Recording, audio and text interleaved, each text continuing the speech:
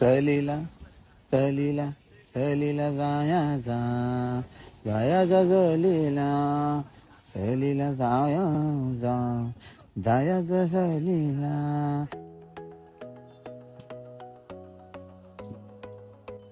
Mamma आपण सहलीला कधी जायचं? तुला सहलीला जायचंय? चालेल, जाऊया. तुला कुठे जायचंय सहलीला? Statue of unity. ओके. तर 3 दिवसाच्या ट्रिपला 6 दिवसाचं सामान घेऊन आम्ही निघालोय स्टॅच्यू ऑफ युनिटी बघायला. एक फक्कड चहा घेतला आणि दिवसाची सुरुवात केली. एकता नगर स्टेशन हे फारच स्वच्छ आणि सुंदर आहे. इकडचं मॅनेजमेंट फार छान आहे.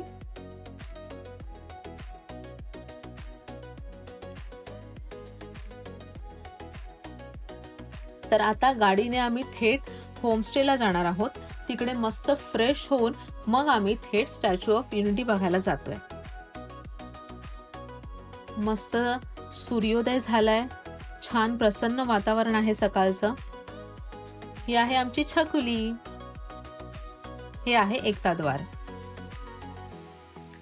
तर छान फ्रेश होऊन आम्ही निघालोय स्टॅच्यू बघायला. जर तुम्ही स्टॅच्यू ऑफ युनिटीचं तिकीट काढलं असेल तर ही बस सेवा तुमच्यासाठी मोफत आहे.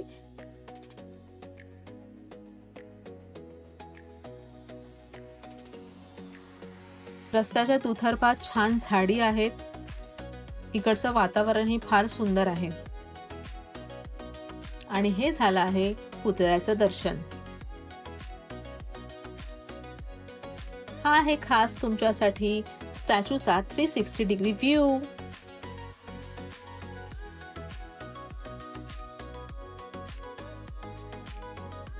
तर हे आहे वॉल ऑफ युनिटी. ही आहे एकतेची भिंत. भारताच्या विविध भाषांमध्ये एक भारत श्रेष्ठ भारत असं या भिंतीवर कोरलेलं आहे. आणि हे आहे युनिटीचं शिल्प.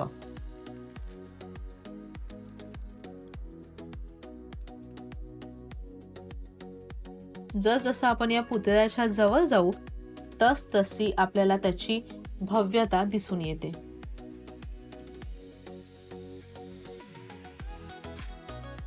तर आपण आता एंट्री केलेली आहे एक्झिबिशन हॉलमध्ये.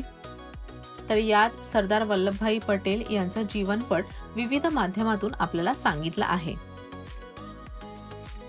तर याचं उद्घाटन झालं होतं 31 ऑक्टोबर 2018 ला, म्हणजेच राष्ट्रीय एकता दिनी.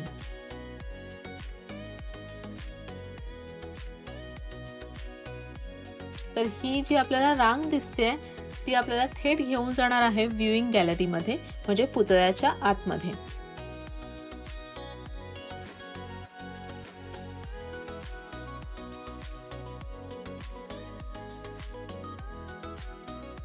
व्ह्यूइंग गॅलरी मधला अनुभव शब्दात सांगणं फारच कठीण आहे.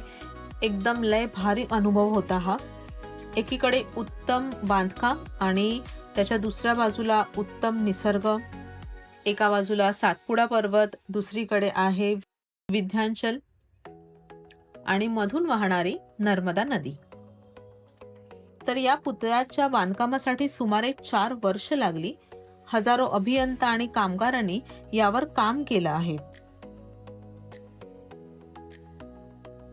तर देशभरातल्या शेतकऱ्यांकडून गोळा केलेल्या लोखंडाचा वापरही या पुतळ्याच्या बांधकामात केलेला आहे.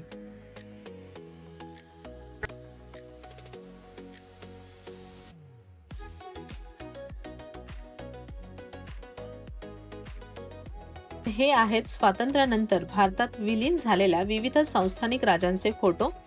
या भिंतीला नाव दिलेले आहे भारताचे एकीकरण. तर सरदार वल्लभभाई पटेल यांनी 565 संस्थानांचे एकीकरण करून अखंड भारत घडवला. तर ही भिंत ऐतिहासिक कामगिरी त्यांची अधोरेखित करते. तर ही एक प्लेज वॉल आहे. यात तुम्ही तुमचं नाव, वय आणि तुमचे मूळ ठिकाण टाईप करून तुमची आवडती प्रतिज्ञा निवडू शकता.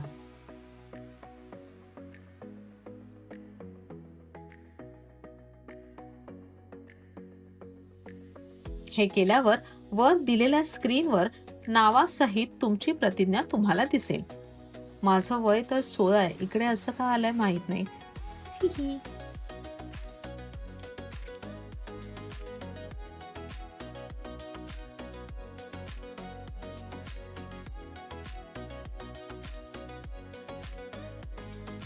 आता आपण पोहोचलो आहोत भव्य अशा पायांच्या ठिकाणी.